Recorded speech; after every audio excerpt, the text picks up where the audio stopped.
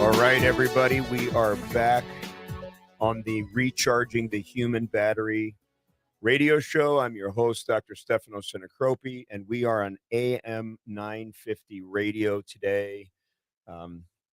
Interesting show here that we really need to talk about. So this past weekend, and this is going to air, a little bit later, but when in the time that we're recording, um, President Joe Biden made the decision essentially to retire from the 2024 race.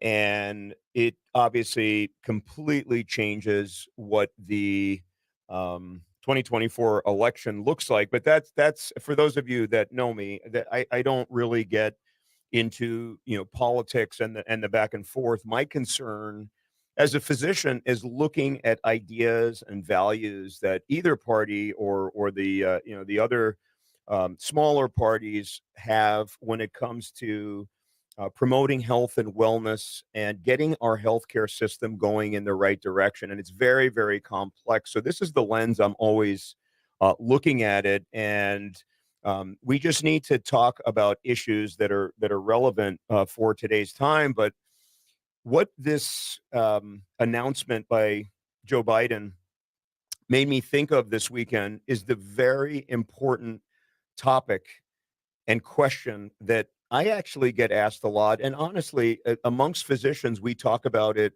quite a bit. And that is, when is the right time for us as physicians to start considering the retirement question?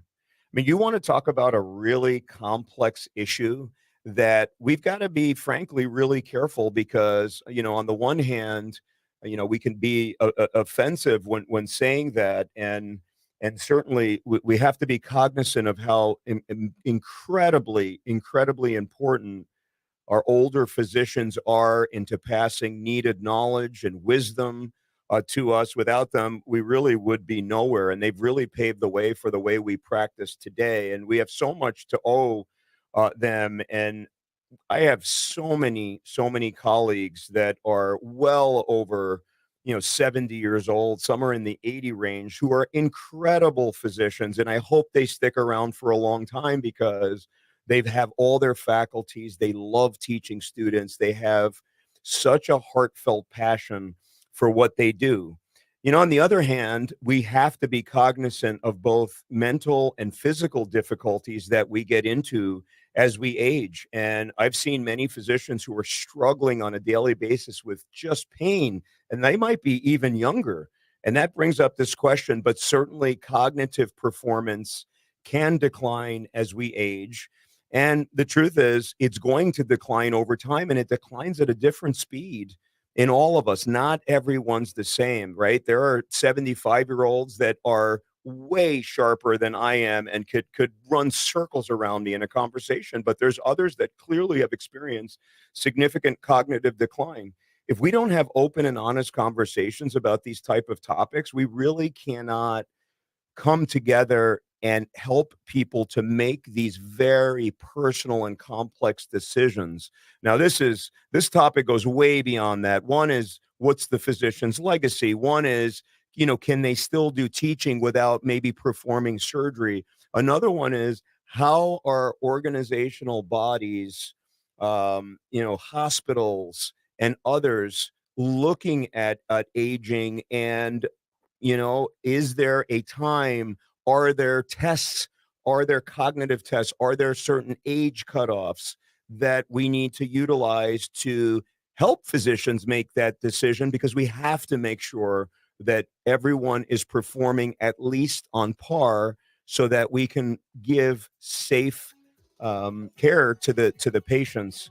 And so as we go to the break here, I encourage all of you to start thinking about kind of what the ramifications are of what I just spoke about. And let's get into a deep dive and discussion on the other side of the break as to when we should think about retiring.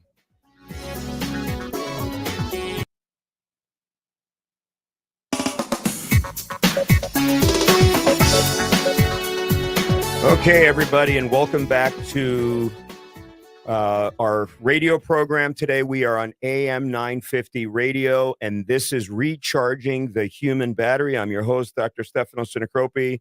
Thanks for joining us today on this important topic of when physicians should retire. So just a little recap, the president decided to step down and retire from the campaign, and there were just so many issues around his ability to be able to lead for the next 4 years. A lot of that was actually a bipartisan issue. There was a lot of questions on both sides, and to be perfectly frank with you, this happens no differently in all professions, but certainly it definitely happens with us as physicians.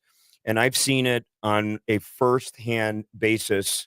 And honestly, it goes both ways. And so, just briefly, I have had mentors that were around 80 years old who have been incredible. They were still doing surgery. They were doing it very, very well.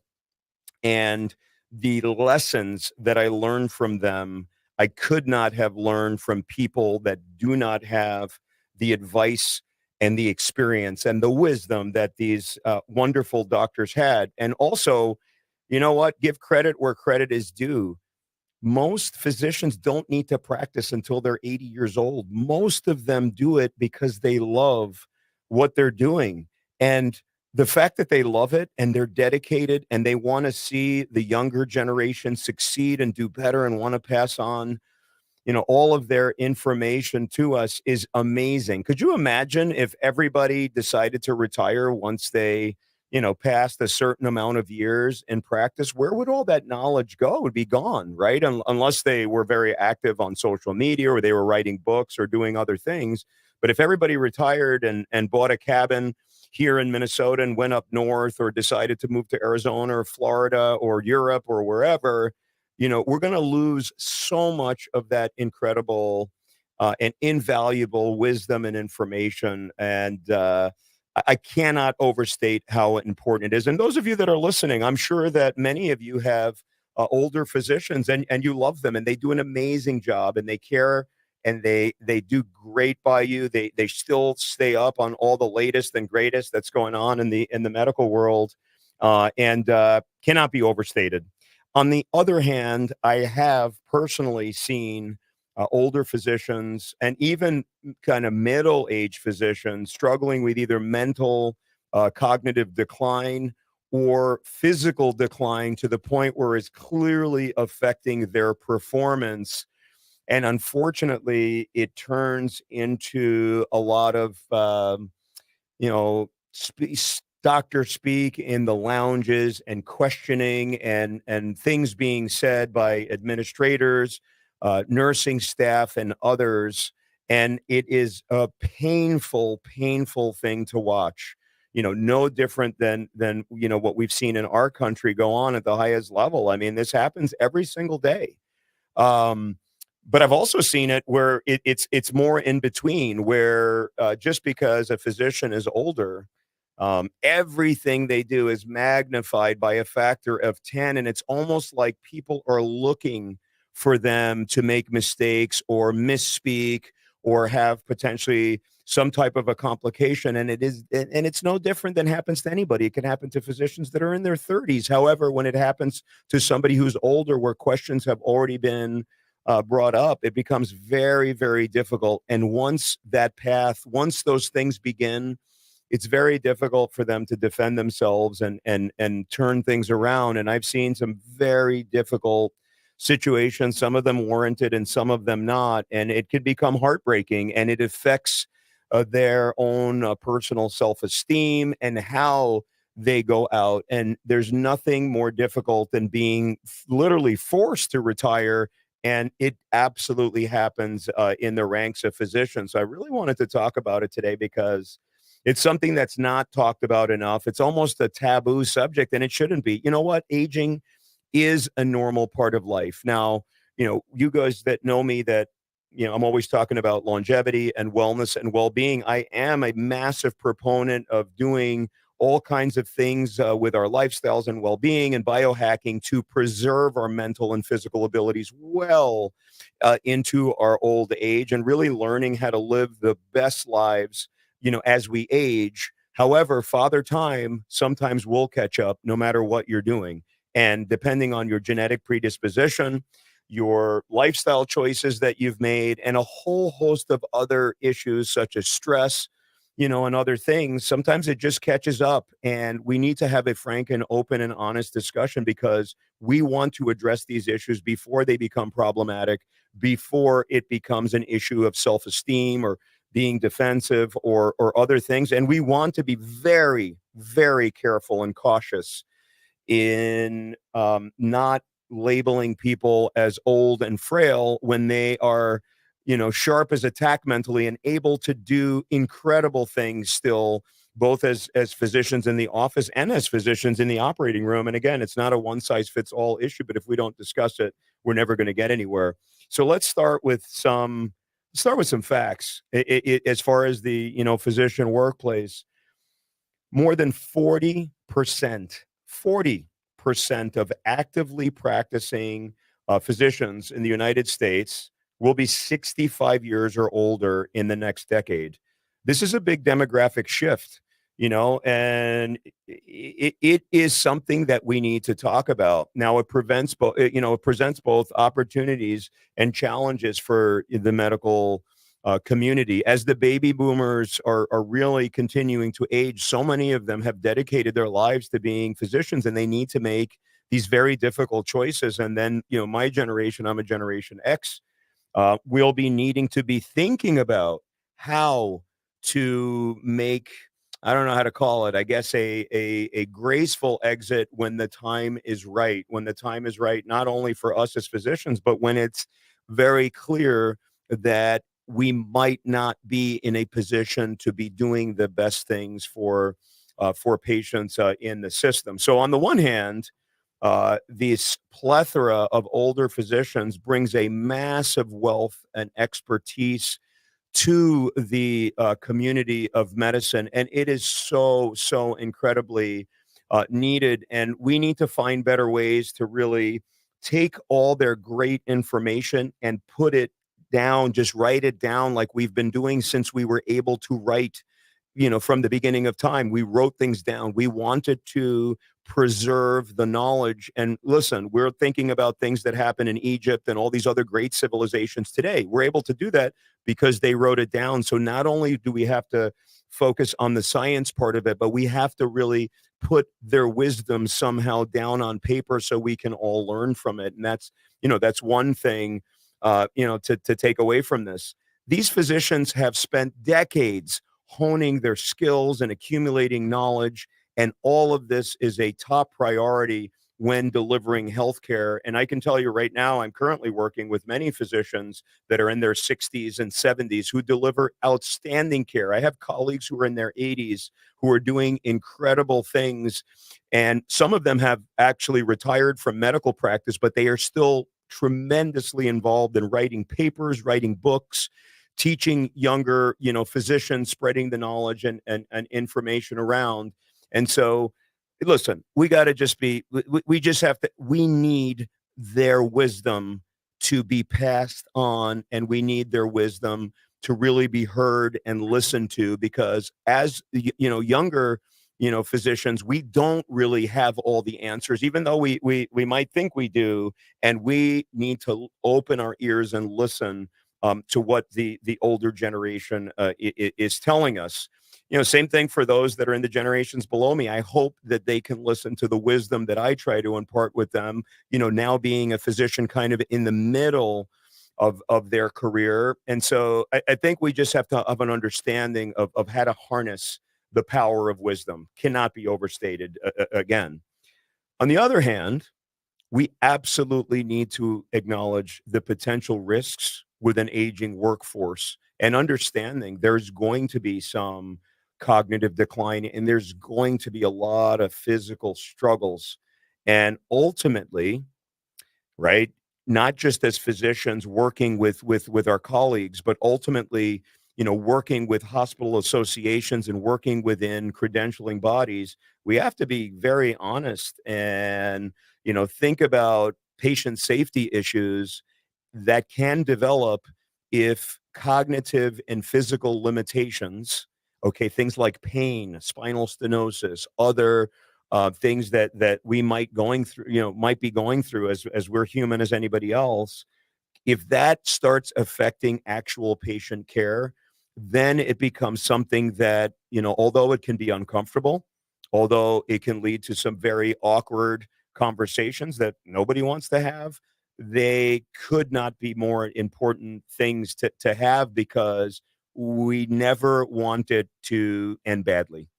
And sometimes it ends up ending badly in any situation. And whether that is with, compromised patient outcomes or with physicians being forced out of the workforce and feeling so bitter and feeling so disrespected and so angry because that happened, that is what I would consider a bad outcome. And, we definitely don't want that to happen. So let's talk about the retirement decision.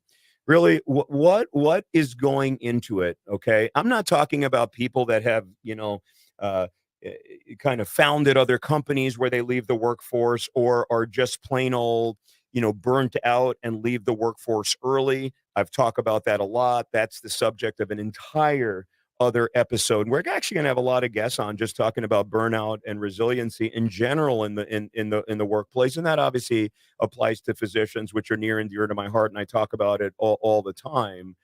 But there are so many other, factors that lead physicians to end up retiring. So let's just go through kind of what I would call the big five. What are the big five as we get older that physicians tend to start thinking, geez, maybe this is a good time to think about retiring.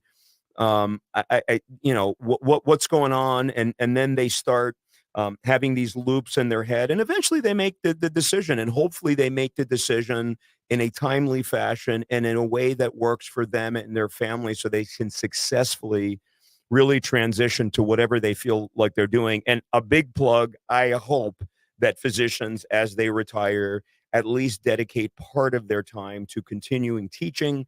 Again, whether that be through media, through writing books, through part-time, through becoming professors where they're lecturing, whatever you can do to continue passing on the information is wonderful. So let's go through the big five. Number one is physical health. Okay, I've seen so many physicians that I work with personally who are absolutely struggling. Every day they come in pain, whether it's hip pain or back pain or pain for some injury that they've had, or total body pain, or they're dealing with some type of autoimmune disease and they're riddled with pain, or they're dealing with cancer and they have cancer pain and are still trying to push through it. Listen, this can affect physical stamina and dexterity, and there has to be ways to openly and honestly discuss if you can still safely perform the procedures and can get through it without being in excruciating pain. And sometimes it's almost not even fair for them to have to do it. And there's other factors that may be why they're hanging on. And we'll go through these in a little bit. Number two, and a big one, right, is cognitive function. We know that over time, mental sharpness is going to decrease, and it decreases differently from everybody. Again, there's 85-year-olds that could run circles around me. I'll be the first to admit it. I've had some on my podcast. I cannot believe their level of sharpness, and whatever they're on, I want to be on that. But listen, as cognitive decline starts to set in, it may affect medical decision making. It just will, and we need to talk about these things. So regular cognitive assessments can absolutely help us to self-monitor where we are over time, and potentially cognitive assessments coming from the outside will be helpful, and again, somewhat controversial in the medical field because people have dedicated so much time and effort, and then to be asked to take a cognitive test that maybe is just being forced is so hard to have that conversation, but it needs to happen. Number three, I got to be honest with you, and this is something that honestly we could do an entire show on. And in fact, we should have financial advisors on to talk about this. Some physicians, despite having pain, cognitive issues, burnout, all kinds of stuff, do not feel that they can exit the workforce because they do not have adequate savings and they have not focused on their retirement plans. It's a big one. And it makes it a lot easier to consider, retirement if you are financially set than if you don't know what you're going to do if you leave the workforce. And this is a big, big problem. Um, Number four, burnout, professional satisfaction. Things have changed so dramatically over the last couple of decades. In fact, they've changed more over the last couple of decades than they did for a long period of time after that. And I mean the way things are: electronic medical records, um, growth of administrative systems, private practices being bought out by larger systems, and physicians losing their autonomy. It's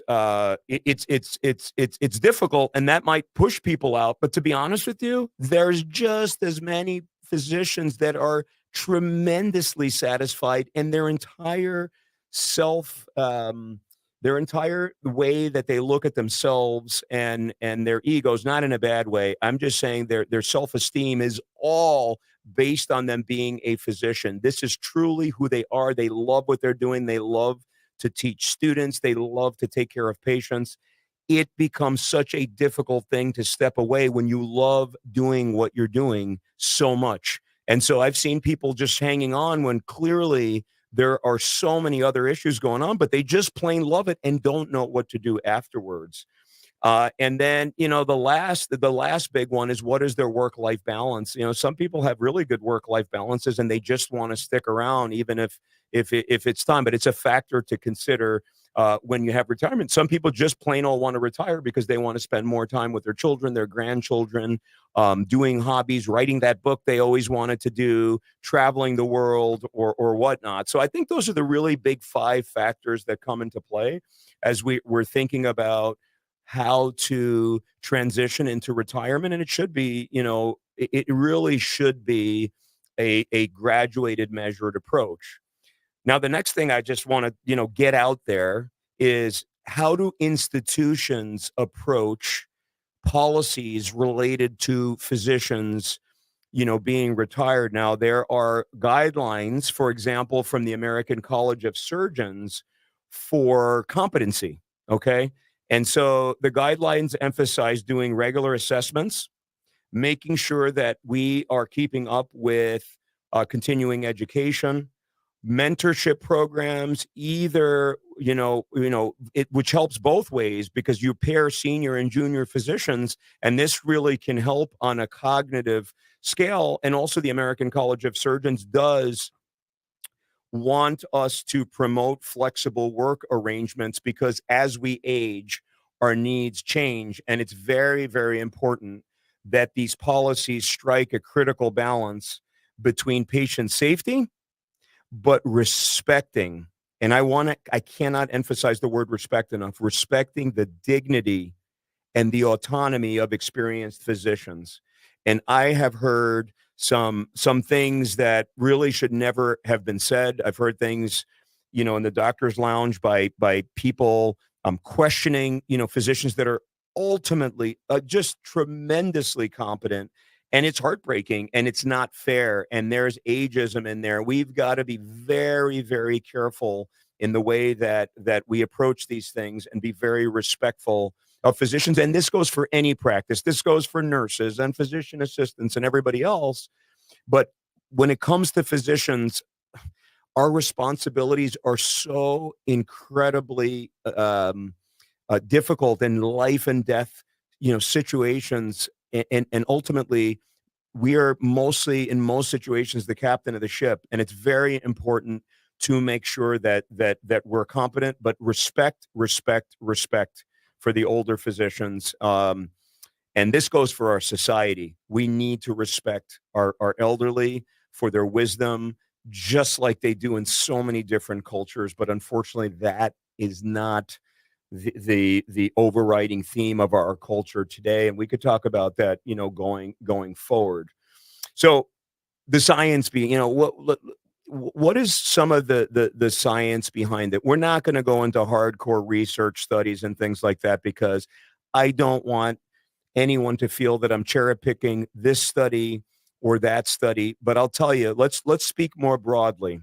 There are systematic reviews that are looking at certain procedures, and they tend to potentially have better outcomes in younger physicians than older physicians, but that is in no way uniform across. I think that that is a very simplistic way of thinking about these procedures because honestly, if you think about it, if somebody's going to do surgery on me, I certainly want them as long as they're competent and are really at a functioning at a very high level.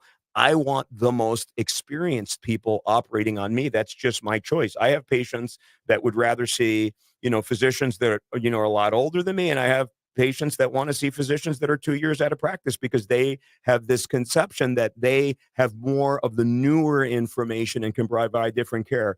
That those things are way, way too broad of a stroke, to paint. We have to look at this on a much more individualized basis. There's other studies that also show that as far as making clinical decisions and adhering to treatment standards that then can affect patient outcomes. Some show that maybe more younger physicians can do it better, but it goes both ways. It really honestly does. And I think that that's why I did not want to try to cherry pick studies on this particular kind of topic because honestly I can present it however I want, but I want to present a very balanced approach because truly, right, it is no it may be better to have somebody in their 70s doing your surgery that really knows what they're doing and is performing well than a younger physician that looks vibrant and robust but is not as experienced at that procedure and really doesn't have the wisdom if something goes wrong or we have to deviate from the original strategy. So these are really complex issues, and so I don't want to get too far into the weeds on this topic, but I can tell you that there are studies that also show that cognitive decline sometimes in the 70s there is not much cognitive decline, and there are studies that show that physicians in their 70s sometimes can perform as well as their peers that are younger. And so again, I don't want to go into studies because we could talk about this all day, but it's just about having a balanced approach, and it's not a one size fits all. So let's talk about a little bit about the physical and cognitive decline, that happens. There's no question that physically, you guys know this, right? That are listening to this program, as we get from decade to decade, there's obviously going to be some level of decline. You're not going to sprint as fast when you're 50 than you were 30. You're not going to run as fast when you're 70 that when you're 50. Now, again, on a one-off, maybe, but in general, that is just not the way it works. It just doesn't work that way. The same thing with cognitive decline. Some studies, show that cognitive decline can even start in the 30s. Again, it's not a one size fits all, but we really have to figure out ways to be honest, open, have these conversations, but self honesty is the most important and relying on those around us to tell us, hey, maybe you should get checked. Hey, you're having a lot of pain. You're having a physical issue, or maybe your cognition doesn't seem as good. It's always good to be responsible for ourselves and being honest. So if our manual dexterity is worsening, if we're having trouble with hearing or visual acuity, we've got to seek care for this. It's very, very important. And it's important to seek this proactively. Now, when you start getting into more, you know, topics such as neurodegenerative disease, just like the rest of the population, where there's an increase in Alzheimer's disease and other neurodegenerative conditions. Same thing happens, obviously, with physicians and other providers and things like that. So, obviously, when those things start to happen, it can absolutely impact our ability to safely practice medicine. And that's why I am somewhat of a proponent, at least for self testing as far as cognition, being open and honest about when things are changing, even if it's going to impact doing what we love on a daily basis. But we have to address these changes proactively because you know what? Some cognitive decline can absolutely be reversed. It could be a metabolic, dysfunction. It could be too much stress. It could be other things. We don't want these things to fester. And so if we are regularly checked, we can know when it's time to seek the appropriate help and then try to reverse this so we can continue doing things we love. Appropriate initial interventions need to look at reducing workload, seeking opinions outside of our usual circle, outside of ourselves, and maybe just transitioning to less demanding roles because sometimes that's all it takes, right? To start feeling better, and then all of a sudden your cognition, can really improve. So, on that note, we need to take a very, very balanced approach. So let's talk about what are really the challenges. Why did I start this, episode talking about how challenging it is to discuss this and how it's almost controversial and it shouldn't be? Whether or not an airline pilot, if an airline pilot is not cognitively or physically able to fly an airplane, that is not controversial. I don't want to get on an airliner where I'm at risk, and neither do you. All right. So the same standards really need to apply to physicians. On the flip side, right? Just because I see an older pilot, when I see older pilots, I think of, Captain Sully wasn't that old, but I think of experience that makes me comfortable. But I also am relying on the governing and regulatory bodies to make sure that those pilots, no matter what their age is, are fit for duty, can do it physically and mentally. So why is it even a controversy in medicine? Why does this have to be like backroom talk? Why does it sometimes have to end badly with physicians almost being pushed out, in a very upset way where nobody's happy, and it's just not the way that it should be. So there's no question. So what are some of the really controversial topics? I can tell you a contentious issue: mandatory retirement age for physicians. Very contentious. Are there places where this is, a fact? Yes, most places don't have that. And do we need to look at something like that? Here's the problem. Here's what I have. Here's my problem with age. It's not a number.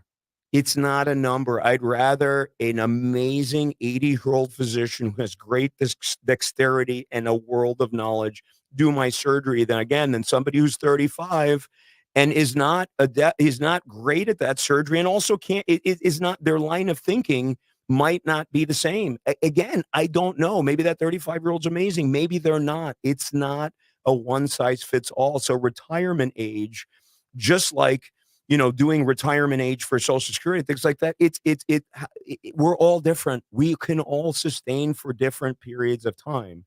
So again, the argument for mandatory retirement ages, okay, are based on patient safety and then declines in physical and cognitive abilities. I think a better way to do this, rather than just a one size fits all, is looking at cognitive abilities through testing, looking at dexterity abilities through testing, talking to colleagues, doing 360-degree evaluations, which we should all be evaluated. I should be evaluated all the time, right? My colleagues should be evaluating me. You're doing good. You're not doing good. We need to be critical of ourselves so that we don't function in a way that we're not doing the best for our patients. And so that part is not ageist. It's not ageist. It's okay to test people on their ability because think about what they're doing, right? We're not saying you can't write books because you're 85 years old. We're saying, hey, you're cognitively, you can't do it because of this, this, and that. I think that that's okay. But again, it's become a controversial topic, and I'm curious to see, what the audience thinks about it. And please leave it down below in the comments if you're watching the podcast version of this. Please, please, please, because I want to know what you really think. I'm really, really worried about this concept of age discrimination. We've got to be extremely careful not to make sweeping generalizations. And that's why I really worry about putting an and retire. Let's say we just put. I'm going to throw out a number. You have to retire at 75. Okay, I'm just pulling that out of the air, thin air. So that means, as anybody, once physicians start pushing that, there might be some automatic sweeping generalizations. Oh, this guy's 72. He's almost a has-been. He's out of here. So I think it's a lot better to do it on a cognitive and dexterity testing and a ability to make decision-making testing basis than an absolute age. Again, ageism, there's really no place for ageism in the society. It's a huge, huge problem. And I've posted all kinds of things about different topics, nothing to do with physicians. And I've had so many comments in people that are in their 50s, 60s, and 70s complaining about discrimination that they felt against them because of their age, where they're not considered for jobs, they're felt to be too old, and they feel like they're awesome.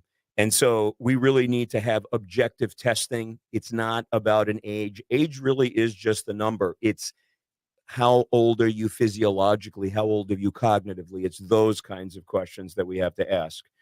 So really, in concluding this section, before we go to final thoughts here, how do physicians really successfully transition to the next level? Those that are contemplating a career change and things like that. Again, that's not where I am. I'm in the middle of my career, but I'm thinking about it already. Why? Because I want to make a graceful exit. I don't want to be pushed out. I want to leave when I am at really feeling like it's the right time to do it. And I always want to contribute. And my plan personally is to contribute for the rest of my life, whether it's through media, writing the book that I'm currently writing, and I have other books planned after that and other things. But how do we successfully transition? Number one, we've got to start planning early. We've got to start thinking about the retirement plans way before we intend to step back. Number two, what are alternative roles? Even if we have a physical or cognitive disability that develops, what can we do to continue giving back? Is it teaching? Is it consultant? Is it an administrative role? Is it writing books and media and all these other things that are so near and dear to my heart? Number three, as we are in practice, we have to prioritize self-care, maintaining physical and mental health through exercise, nutrition, cognitive activities, functionally based exercise that really mimics standing in surgery all day, and these things, preventative healthcare, biohacking, which you guys know that I could not be more of a proponent of. Number four, really seeking financial advice. I'm telling you, every day in the doctor's lounge, I talk to docs about where they are, and some of them are well past retirement age and are in panic mode and don't know how they're going to retire for whatever reason. You've got to find certified financial planners that can help you to be prepared for retirement. That goes for all specialties and practices and professions. If you're financially unwell, you can't retire. And finally, stay connected, maintain professional networks so you can understand kind of what's going on and what the opportunities even are. Mentor the young folks, maintain relationships, even as you start potentially decreasing your own work hours or time in the operating room, or even time as an administrator, because even administration can become extremely onerous when you're having cognitive and physical and other declines. It's hard to sit there all day if you're in pain all day, and then you start asking, why am I even doing this?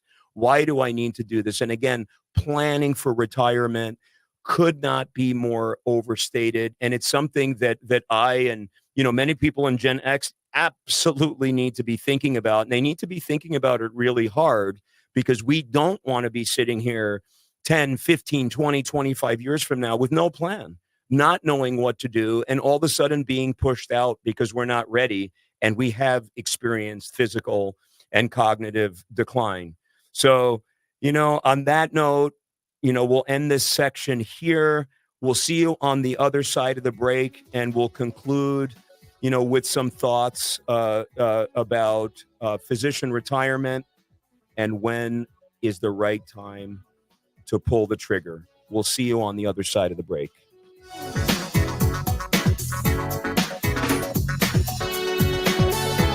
Welcome back, everyone, to Recharging the Human Battery radio show. I'm your host, Dr. Stefano Sinicropi. We are on AM 950 radio, and it has been my absolute pleasure to be with you today talking about when is it the right time? You know, when to leave the workforce, when to leave becoming a physician, when to transition into non-physician life is absolutely as important as how to lead, how to be a great physician. And it's that transition between your working years and your retirement years. You want that transition to be smooth. We want it to be a I don't want to say a happy time. If it can be a happy time, that's great. There's always, nostalgia for what was or, what has been. And obviously we love medicine. We don't want to leave. It's hard to do it, but doing it in an orderly fashion, where it's not a being pushed out, is incredible. And having a plan is so, so important. It's complex. It's a nuanced issue. Again, there's not a one size fits all approach. This transition has to be navigated in a way that really fits our personal and professional values. And we want to leave feeling respected, feeling that we've put in our time, that we've given back, and we can continue to give back despite the fact that we're not in the operating room and not in the doctor's office. What we do need is a clear and comprehensive approach. We have to get rid of this fear of talking about these things. If there is clearly either within ourselves or within our colleagues, cognitive or physical decline that we see, we need to address it. Our governing bodies need to address it. Hospital systems need to address it. Yes, it is not a one size fits all approach, but we absolutely need to thoughtfully and proactively have a plan of measuring cognitive ability, measuring decision making ability, and measuring our ability to be dexterous and be able to physically handle the absolute rigors of being physicians and surgeons. So, in summary, I hope that I've at least outlined for everybody thinking thought patterns in the way we can approach this, have stimulated some of your own thoughts on this. I would love to hear about your experience with older physicians, whether they have been mentors to you or whether they have been your personal treating physician. And I'd love to hear some wonderful stories about healing and help that they have given, their wisdom. They've given everything for the profession. They need to be respected. And, I wish those that are planning to retire nothing but a wonderful retirement. Enjoy your time. You deserve it. My only ask is that if you can sneak it in there, please, please, please give us a window into your wisdom, your knowledge. Tell us your mistakes, what you wish you would have done differently. Tell us your pearls on how to get out of very difficult situations and very difficult times in patient care, navigating the system and others. And please tell us what you think about the future of medicine and what we need to do to address the horrible chronic health crisis that we're undergoing and all the radical changes that are happening literally at the speed of light today. Thanks for joining us, everybody. This has been one of my favorite episodes personally because I love this topic and I think that we need to be talking about it more. And we'll see you next time on another episode of Recharging the Human Battery on AM 950 radio. Goodbye, everyone.